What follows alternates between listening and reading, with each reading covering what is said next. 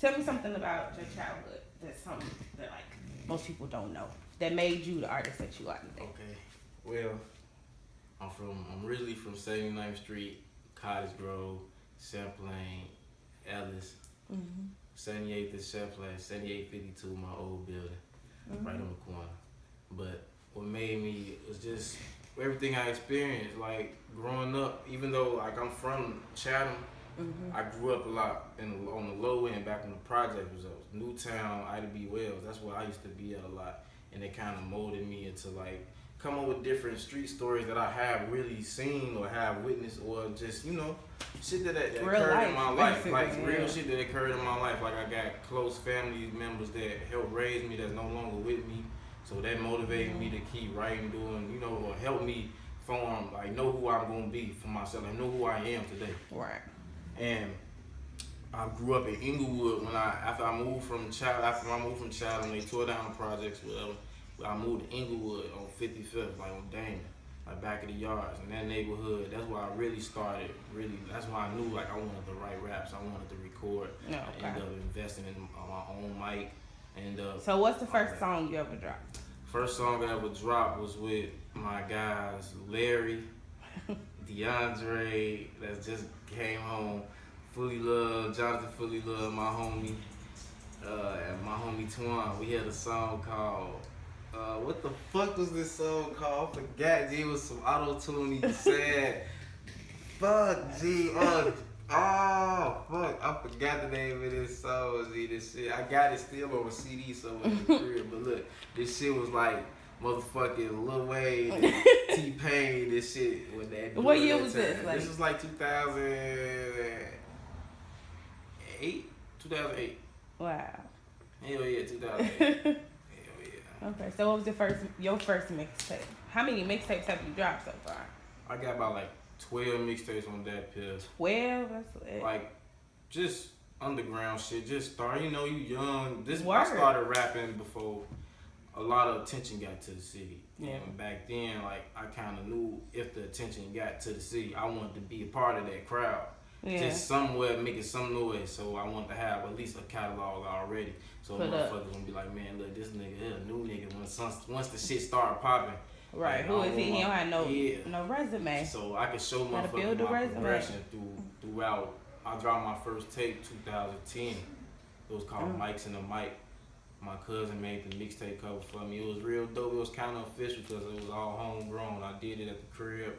I recorded every song at the crib, everything, and shit, it took off from there. It was kind of decent, but it didn't never get like no major play because it was never like nothing that Chicago went in attention back in 2010. It happened a little bit like 2 years after that shit.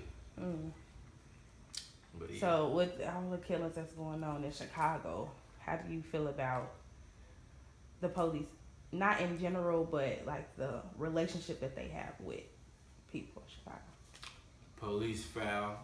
And I'm not saying that just to be biased. I'm saying that because a situation occurred, and I'm not gonna lie, my neighborhood is not as bad as a lot of neighborhoods in Chicago, but the simple fact that older people live there and it's like next door to Roseland. Like actually it is Roseland. We in the beginning of Roseland.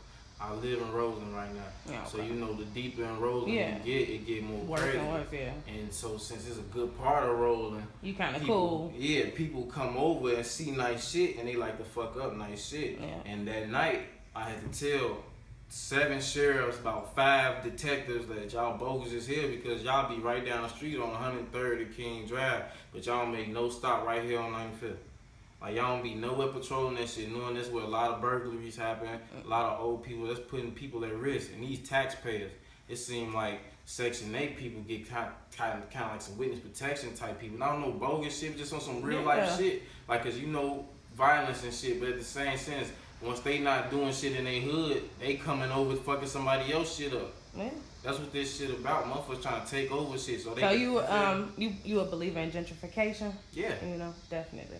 Genocide, all of it. I believe in everything. I believe that it's a trick that they finna do to have us all eliminated For real. It's getting real. Feel me?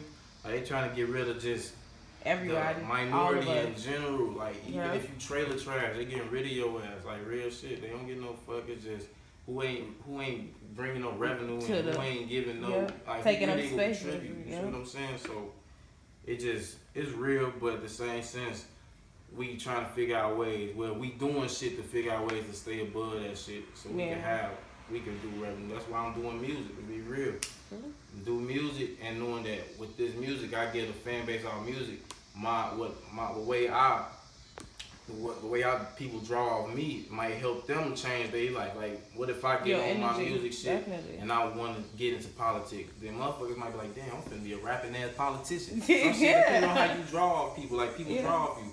Like, you gotta make them feel it. And it all gotta come from here. So that's how I deal with that shit. Is there anything that you want to say to the fans, to the kids, to the world? To the world, I want to say, be true to yourself. It starts with yourself, and from there, you can do anything. Be true to it. Stay devoted to everything that you do. I don't care. You can be a late bloomer, and anything that you do is just it's possible. It's a way. It's a will. It's a way. It's a way through things. And it's a way around everything. So y'all just stay on whatever y'all doing. If it's gymnastics, it's swimming, it's rapping, it's just trying to be the best firefighter, best doctor, even police, because y'all can make differences too. So just start with yourself. Just stay true to yourself. That's what I want to tell the world. You gonna win always. Anybody want to shout out for the end of it? I want to shout out everybody. AOB. I want to shout out Lee.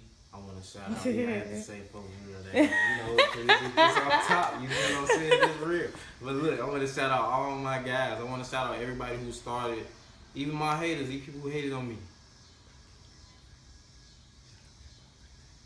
Shout out HipHop19 for real, on real life. HipHop19. See, I'm stumbling on my words. Look, retake HipHop19. Shout them out. Real life shit. They reached out. They fucking with the underground for real. They fucking with us.